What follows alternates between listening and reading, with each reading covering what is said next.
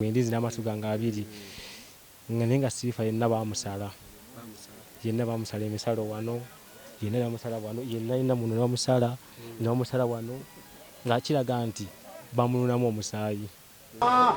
Abasiraamu subite kyagira ki naye mwagala Katonda abawe birungi tebagenda okusoloza nga waliwo ekiweebwa la ilaha illallah mwabatagala muntu kumwongera kisanja ate mumukinga okuteekayo ki ekisanja nemuteekayo akasanja embeera eyo sinki nsaba Katonda ow'ekisa ekingi asasire omuzaana ono eyagenda okunonyeza abakadde we riziki naffe abekyagabanye naye twagigabanyeko dda amusasire wamutadde nze mbadde nsabira nga nsabira bisigala nga simanyi nsabira omubiri ogukyaliwo ogwakuumibwa mu nteekateeka y'abazibu gye bagira kiki bayiya Mungu amuzukize ng'ali ku kigambo kya la ilaha illallah muhammadan rasulullah okuteekayo obuvunanyizibwa tusubirika muntu akalala ke mbagamba bannaye ebitongole by'okuziika kuno ekyalemera ddala okujja nga muteekateeka kiddamu nkisomesa mufunangayo obuti obumeka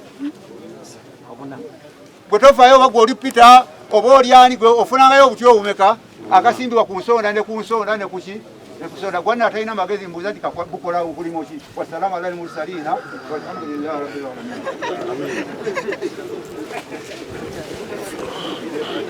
Kale olugendo lwa mwana muwala Shifah wano we luwunzikidde olunaku olwaleero aziikiddwa ku bijja by'abajjajjaabe wano mu Nsaggu Nakawuka.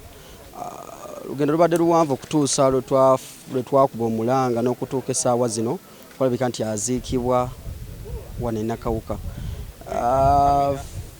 Famire ebaddewo, taata maama abaddewo, baganda be, ab'eŋŋanda. Emboozi si nnungi kwegamba nti nnoonya n'ekyokwogera ne kikubula bw'otunuulira olugendo lwa mwana muwala ku myaka emito bwe giti eyagenda okuyiiza famire nga Sheeka babadde ayogera wali lwa Shifah bwete bwe lugenze bwaluwunzise kyannaku nnyo era kyannaku kyenyamiza. Tukoze omulimu guno era lunaku nkibagamba baganda bange nga tunnabakusimbula kuva wano e Uganda ekiri wabweru eyo mu Buwarabu si kyangu. Ntuwentuukidde n'essaawa zino waliwo n'abaana abalala babiri abafudde mu ngeri etategeerekeka. Essaawa zino nga Shifah yagenda nga mulamu yakomyewo nga mufu ng'awoolengera waagalamiziddwa olunaku olwaleero. Kyannaku era kyannaku ddala yakosebwa. Kale ssebo naagiraba nga kitalo nnyo ddala ssebo kya Muganda oli mwana wa kuno era ndi mwana wa kuno. Shifah ono obadde omumanyi? Shifah mbadde mumanyi, abadde muntu mulungi nga talina buzibu, abadde mukazi wa ssanyu nnyo naye ebyagwawo ebityo. Yali muntu kika ki ng'ogyeko nga tanaakugenda bweru mwabaddeko naye ku kyalo kuno bawangaddeko naye? Kale okutwaliza awamu nga ye abadde talina buzibu bwonna ng'omuntu kuba mulimu abantu abamu abalina empisa embi naye yabadde muntu mulamu kyova olaba nga n'emikwano abadde alina mingi. Blood sokojja ono muganda wa Shifah sigwe kutwali naye luli ono muganda wa Shifah. Olugendo lwa Shifah bwetyo olukomye wano Allah bwageze n'amujjulula katusaba mutwe amuwumuza emirembe okutuuka wano. Omuntu oyinza mugamba ki ku mbeera nga nekyowulira essaawa zino?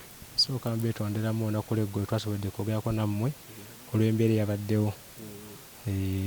Tulakikoze mu bugenderevu naye embeera eyabaddewo tusoboka kuba pressure nga bw'ogima naye kati nga bwe ndi wano neera njoga nesinzaaliwo ennyo naye akasanyu ke nninamu nti nabagambako nti njagala nnyo ndabe omwana wa Shifah mbuuze nti kojja maama aliwa mulage nti bamuziikaawo kati najja mulaga nti ejeje kyekyawo naye nga ekyensobedde kimu bagambye ojje tuteeza buteebereza nti ndizi n'amatu gange abiri nga Shifah yenna bamusala emisalo wano yenna bamusala wano yenna muno bamusala n'omusala wano nga kiraga nti bamununamu omusaayi nga wano bamufumita ddala ekisoda ekimuyinga ddala eri munda. Abasawo batutegeezaako nti kirabika balina omusawo gwe baali banoonya ogwa wano kani nebuuza omuntu aidde gaasi lwaki aba bw'atyo. Omuntu atasobodde kufuna mukisa kulaba ku mugenzi ddamu omusiigire ekifaananyi nga bw'olabye ku mugenzi ali kyabadde kitya. Sifa enfaanana ye abadde afaana kala njigambe nti omanyi dooli zibana zebatunda kala yedooli bwe befaanana nga dooli gwe teeza mu dooli ziba zifaanana kala bwetyo nga Sifa bafaana yenna omubiri yenna nga kiraga bamulumukola kwe bamukozeeko bamuleka bamuteeka mu kiveera basuula eyo nekimufumba yenna nga yalina mu ngatto obugatto buno babakyala nga bwobumanyi naye bwajja obulonde busigala ku bigere bye bwakwatako buti ng'ekimula bwokyokya nekikwata kisanduuka nekikwata tebabijjaako naye ng'enviiri ze nekyasinza otulagako nti yeye naye muntu waffe yennyini enviiri zifaanana nga wano nga bwolaba wano kuba yagenda afaana bw'ati zitintete bwe ziti naye tezakyukako wadde toba zidugale omukka zifuke za bbulaaka nizasigala namyufu nga bwolaba wano nga bwe ziri mu kifaananyi nga bwe ziri enviiri ze tugamba gaasi bw'alabika n'akuba enviiri bafaana nga sifaana bwe zityo naye nga yenna abadde musale yenna naye nga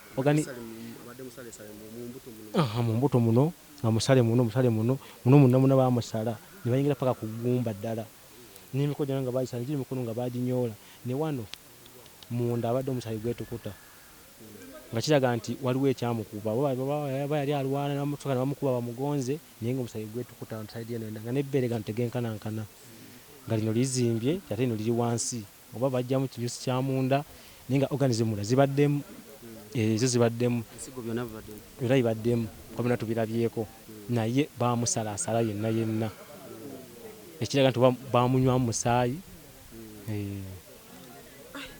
Ekyawa zino essaawa eno abaana basigaddebwa abaana bo basigadde mu bbanga kutya maama yabadde taata nga omanyi abazadde babeera nti maama bamaama kati fe tubasigaze wajjajja fe tugenda otandika obbalabirira nga famire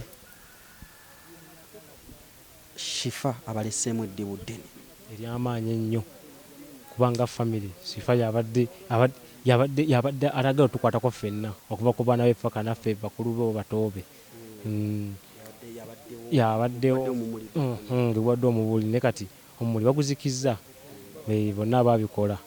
Abaana abali eyo kunsinza kuwalabye Shifah nebirayitamu nga bagenda ebweru bubaka ki buyinza obbaweereza essaawa zino waliwo ng'agenda omwerekerako yakusiibula kale siganye nabagende mu kampuni nabo bayisibwa bwe nabo batta kwaliwo eyakafe mabegakaawo nago wakwatako ko nga alaajana naye yagendera mu kampuni naye ate ye kampuni ab'eŋŋanda benyini bakyako akazi ne bamuzza ke kalungi akalimu kokako okugendera mu kampuni kendabye sigamba nti bwe yagendera mu kampuni tebamutta bona basajja bo kuba ne mu kampuni enye basotwala abaana nga 5 yagendera mu kampuni kati obuzibu twabusanga mu kudda so si mu kumuziyiza mu mutta yabadde agendedde mu kampuni kuba ne kampuni zinini ntimbu abantu batwala abaana nga 5 naye nga bamanyi nti abaana nga 6 bo nga bavudde ne Uganda nga bo bakuttibwa naye nga bagende mu kampuni example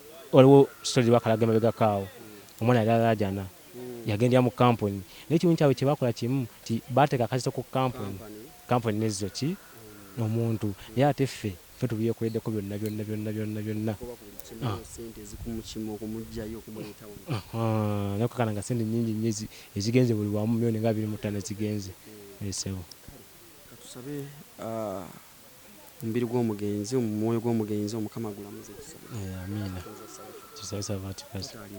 taata abaddeko mabegakaawo naye ogenda musangako tugagenda ffenna omulabe mwogereko naye bwetyo bwetunze olugendo lwa Shifah lukomye wano kino kituwe ekyokuyiga nti obulamu bw'ensi eno buli omukolerera olugendo lwo mu kaseera k'oba olinawo tukyagenda maaso ojja kuba tufunako omuzeeyi taata twogeremuko naye nga bwe tuwunzika olugendo lwa Shifah. Bassebo ne bannyabo mwenna abatulaba okusooka byonna njagala okwebaza Katonda atusobozesezza okulaba nga tuwangula oba tutuuka ku nkomerero y'okuwangula olutalo olwatandikibwa olw'okunoonya omwana waffe Shifah Naluyinda eyattibwa mu nsi ez'Abawarabu. Yes, olugendo lubadde luwanvu naye twebaza Katonda nti olunaku olwali tuluwunzise. Olunaku olwajjo mwategeezebwa nti omulambo twaguggyeeyo, kituufu omulambo twaguggyeeyo, naye olwokuba nti obudde bwabadde buyise ne gusula mu ggwanika e Mulago, ne tukedde ku makya ssaawa 11 ne tugenda e Mulago era omulambo ne bagukyekinga. In fact keesi bagisumuludde tulaba era bwe bagisumuludde ne batugamba nti abagenda okwekaliriza mujje, ne tujja tugenze taata, nze, kojja w'omwana ne taata ne mwannyina ne bagubikula ne tutunula. Bwe tutunudde tulabye nga ye mwana waffe yadde olususu akabulaka kabadde kavuddeko naye nga kaskiini kalinga nga bwolaba ddole nga bwekola kinga bwefaanana naye ng'ekifaananyi ekya Siifa kyekyo ne babikula amannyo ng'amannyo geego tugenze otunula ku bigere ng'ebigere byebyo lwakuba tusanze tulabye nga ate ebigere biringa nga waliwo ebintu ebyakolebwako ebitategeerekeka era postmortem ekolebwa nekizuulwa nti bamusanzeeko ebisalesale bingi mu bisambi mu parts ez'enjawulo naye ng'ekibuuzo kiri nti baali basalaasala biki. Yes, organs zigambibwa nti mweziri kubanga ffe tetuli basawo tetubimanyi bulungi naye abakugu bagambye nti organism mweziri naye ng'omwana alabika yatulugunyizibwa mu kaseera ak'okuttibwa era waliwo bagambye awalabika omusaayi we gwatuyira ennyo ndowooza oba mu bulago.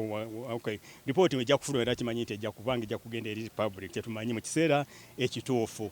Naye okuwunzika, njagala okuwunzika bwe nti twagala okwebaza Katonda kuba tubadde tukaaba omwana ono singa takomawo mu Uganda tunaagamba tutya abaana be, abazadde banawumula batya ng'omulambo gw'omwana waabwe tebaguziiseeko. Ne twebaza Katonda nti olunaku olwaleero olugendo lwa Siifa lukomekerezebwa ng'abazadde bamuziise, abaana bamuziise, abaganda b'omugenzi bamuziise, abooluganda abako n'ab'emikwano buli omu gy'avudde bantu bangi bazze basobodde okuziika Siifa. Ffenna tuwitinesinze era amalaalo ge gali wano ebuteega ensagu Butega. Kale abaana tumanyi nti abaana bajja kujja balabe ku bijja bya maama waabwe oba n'okubikoolako. Twagala okwebaza Katonda kubanga otatu tubadde lwangu ne olwaliro lukoze eki luwunzikiddwa. Twebaza bannamawulire mwenna nyinza obutamenya mukutu guno guli nemba tutte mwenna mukoze omulimu gw'amaanyi mu lutalo n'okulaba nga tuwangula olutalo luno. Mwebale nnyo information gye mubadde mutambuza eri abantu. Katonda abawe emikisa mwenna era bassebo ne bannyabo. Nyongera okuwunzika bwe nti nga ngamba bannayuganda lwaki battibwa mu nsi ez'Abawalabu. Abalala bayinza okubanga n'ensi endala battibwa naye Uganda lwaki battibwa? Ate battibwa gavumenti zaffe, President Museveni, ba cabinet ministers mwenna, ba members ba parliament, bannange ba mayors, berusi 3 buli omu mu kiti kye okutuukira ddala ku mukulu asembayo, ab'amagye, aba poliisi. Ensonga eno tusaba ebeere enkulu nnyo. Bulijjo tuwulira kiwulire nga tukiraba ku mpapula z'amawulire, tukiwulaba ku TV, tukiwulira ku radio. Ne this time kyatuuse mu nnyumba yaffe tukiwulidde, tukifiirinze. Bwe tukyeva tusaba nti abakwatibwako mikwano mwenna mukole ekisoboka ekintu ekyokutta abantu kibenga kituuka ku kkomo kubanga it's too much. Kankomawo Mukama abawe emikisa.